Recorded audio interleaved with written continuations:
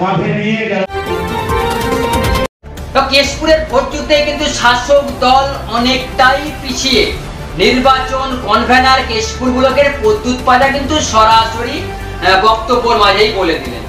আজকে কেশপুর অডিটোরিয়াম হলে কর্মীদিকে নিয়ে বিভিন্ন অঞ্চলে যাদিকে নির্বাচনের দায়িত্ব দিয়ে তাদেরকে নিয়ে একটা মিটিং ছিল, আর সেই মিটিংয়ে কিন্তু দলের কর্মীদের উদ্দেশ্যে ক্ষোভ উগড়ে দিলেন কেশপুরের কনভেনার প্রদ্যুৎ পাজা।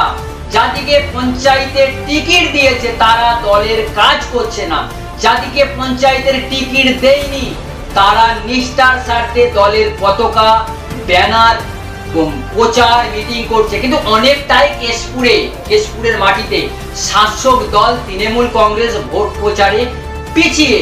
এই মুহূর্তে কিন্তু প্রদ্যুৎ পাজা বক্তব্য রাখছেন, আর সেই বক্তব্য ক্যামেরা পার্সন শুভ কি তুলে ধরল। অনেক দাদা দিদি অনেক নেতাদেরকে ধরে আমাদের কাছে দরবার করা হয়েছিল, যারা দলে আজও টিকিট না পাওয়ার পরও তৃণমূল কংগ্রেসের ঝান্ডা বেঁধে চলেছে।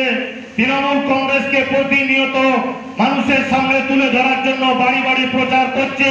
কিন্তু যারা দামি চেয়ার পেয়েছে, গদি চেয়ার পেয়েছে, যারা এসি রুমে বসে আছে, তারা সেই সমস্ত সকল প্রধান অঞ্চল কনভেনাররা মনে করছে হয়তো দল ভুলে গেছে। আমি পেছন ভুলার লোক নয়, আমি দায়িত্ব নিয়ে বলছি এখানে অনেক বসে আছে যারা পঞ্চায়েতের টিকিট পাওয়ার যোগ্য ছিল।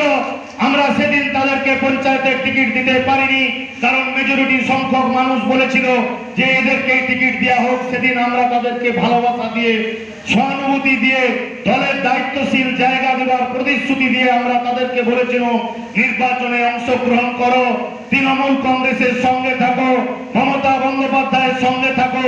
যার জন্য একজন মানুষ দায়িত্বশীল তৃণমূল কংগ্রেস কর্মী রোদ ঘাম পুড়িয়ে মাথার ঘাম পায়ে ফেলে এখনো পতাকা বাঁধছে, মিছিল করছে, ডোর টু ডোর প্রোগ্রাম করছে।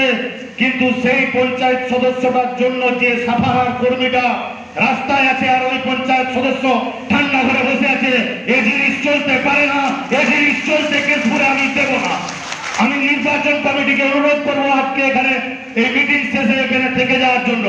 কেশপুর ব্লক নির্বাচন কমিটির সকল সদস্যকে অনুরোধ করব এবং অঞ্চল কনভেনারদের অনুরোধ করব, আপনারা প্রধানদের অনুরোধ করব আপনারা 10 মিনিট দাঁড়িয়ে যাবেন। আলাদাভাবে আপনাদের সঙ্গে মিটিং আছে।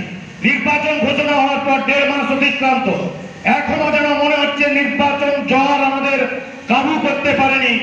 এখনো যেন মনে হচ্ছে কেউ বলছে 2000, কেউ বলছে 5000, কেউ বলছে কি হবে বলতে পারছি না।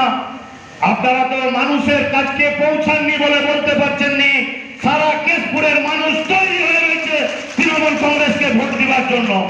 সারা কেশপুরের প্রতিটি অলিতে গলিতে মা বোনেরা, ভাই, যুবক, ছাত্র, কৃষক প্রত্যেকটি স্তর